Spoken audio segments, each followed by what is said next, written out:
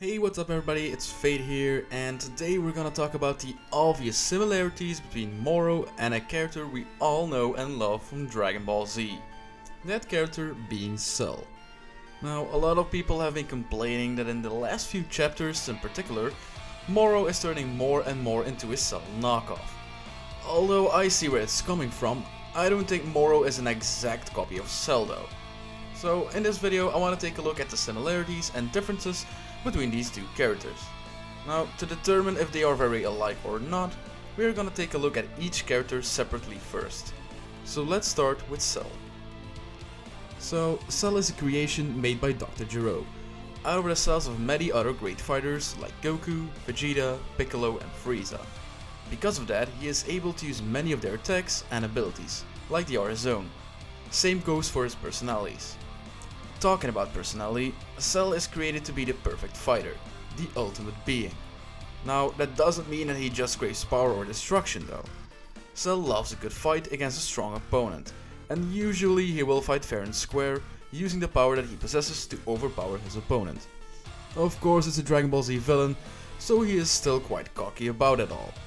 So in short, Cell is an android created with the purpose of being the perfect being, but is not a meaningless destruction machine, like for example Boo is.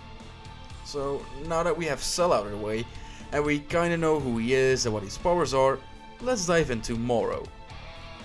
Moro is a planet eater, a powerful wizard-like creature who has threatened the entire universe about 10 million years ago, but was ultimately caught by the Grand Supreme Kai by sealing away his powers and locked in prison by the Galactic Patrol. The main power that he has, that also sets him apart from other villains before him, is the ability to eat away at the life force of planets and every living being on it, making him stronger in the process. Throughout his rampage on Earth, he is not alone.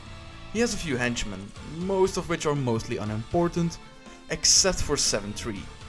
7-3's ability is to copy abilities of his opponents, which is an incredible technique.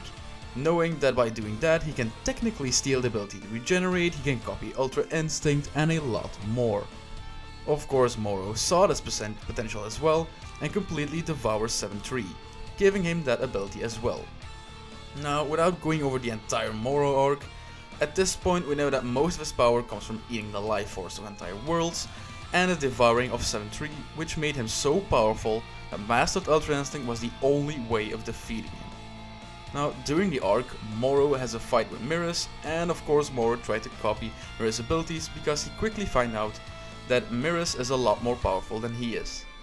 This seems to fail, but later on it's seen that he is able to get back what was taken away from him, being the hand he used to copy Mirrors' abilities. Now Moro takes on his final transformation with the use of Mirrors' power. So now we took a look at both Cell and Moro. We know that who they are and what their powers are, so we can easily say if they are alike or not. First, I want to go over the things that they have in common, with the most obvious one being the fact that they are using powers that are not originally theirs. Cell is basically a fusion of other fighters, while Moro uses the energy of planets and later on the power of 7-3 and Mirrors. The second thing they have in common is their appearance. After Moro transforms when using Mirrors' power. If you look at both the face of Perfect Cell and that of Moro, you can clearly see the eyes have a striking similarity. Not only that, but Moro has a crystal on his head, while Cell's head is circularly shaped and sorta shiny. Like a big crystal, you could say. And they both sorta have horns. The third and last similarity might not be a direct similarity, but a very obvious wink in the Moro arc to the Cell arc. And that's when Moro becomes huge because his body can handle the power of Mirrors, and he basically becomes a bomb. If you look back at the Cell saga, we know that Cell also turns huge and tries to blow up the Earth, after Gohan basically knocks out Android 18 from his body. The state Moro is currently in might be slightly different in execution, but ultimately with the same end result. Now that I've taken a look at the similarities, let's take a look at one thing that sets these two characters apart so much, and is in my opinion the main reason why I still believe Moro and Cell are two vastly different characters, and that's their personalities. As we said before, Cell is created to be the perfect fighter, and he also behaves like that. He might be cocky and all, but he loves a good fight, and he will fight fair and square with the powers he possesses, and has no direct desire to just destroy everything and everyone. Moro, on the other hand, has no intention of just fighting because he loves a good fight.